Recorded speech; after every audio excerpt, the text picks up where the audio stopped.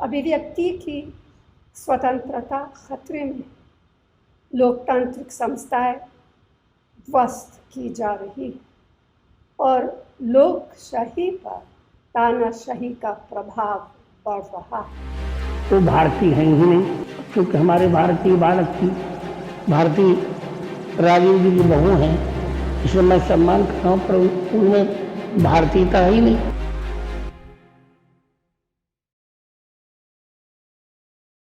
जगतगुरु राम भद्राचार्य अपने बयानों को लेकर अक्सर ही चर्चाओं में रहते हैं।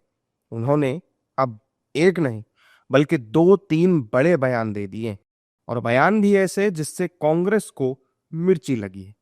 दरअसल राम भद्राचार्य ने जाति व्यवस्था खत्म करने और SC/ST एक्ट रद्द करने की बात कही, लेकिन इसके अलावा सोनिया गांधी को उन्होंने विदेशी तक कह दिया, और तो और 2027 में यूपी में बीजेपी की सरकार फिर से बनने का दावा भी कर दिया।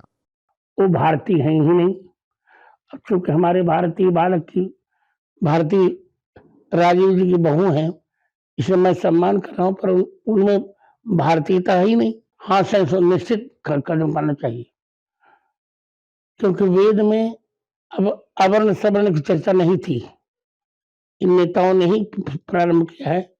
और मैं तो यही कहूंगा कि जाति के आधार पर आरक्षण ही नहीं होना चाहिए।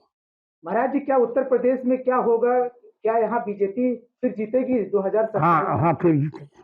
राम भद्राचार्य के इस बयान से कांग्रेस बौखला गई है और उन पर बीजेपी की भाषा बोलने का आरोप लगा रही है। अब राम भद्राचार्य जी के टिप्पणी को बहुत सीरियसली नहीं लिया जाना चाहिए। उनका काम अलग है, राजनीति का काम अलग है।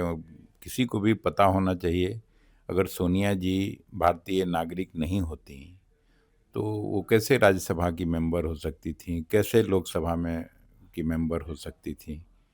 ये तो पहले भारतीय नागरिक होना पहले है, उसके बाद ही आप किसी में हाउस के मेंबर हो सकते हैं, तो वो अलग सवाल है। अब इस तरीके के राम भद्राचार्य जी जैसे लोगों के जो फिजूल के बयान हैं, उन्हें धर्म के लोगों को राजनीति में नहीं आना चाहिए, और श्रीमती सोनिया गांधी पर टीका टिप्पणी करने की उनकी हैसियत नहीं। जो लोग पूरी तरीके से भारत की सनातन संस्कृति को ही विध्वंस करने पे तुले हों, जो ब्राह्मणों में भी वर्ग मान रहे हों, ब्राह्मणों में भी तमाम ब्राह्मण जातियों को वो नीच बता रहे हों, ऐसे राम भद्राचार्य पर हमें टीका टिप्पणी करने की आवश्यकता नहीं है।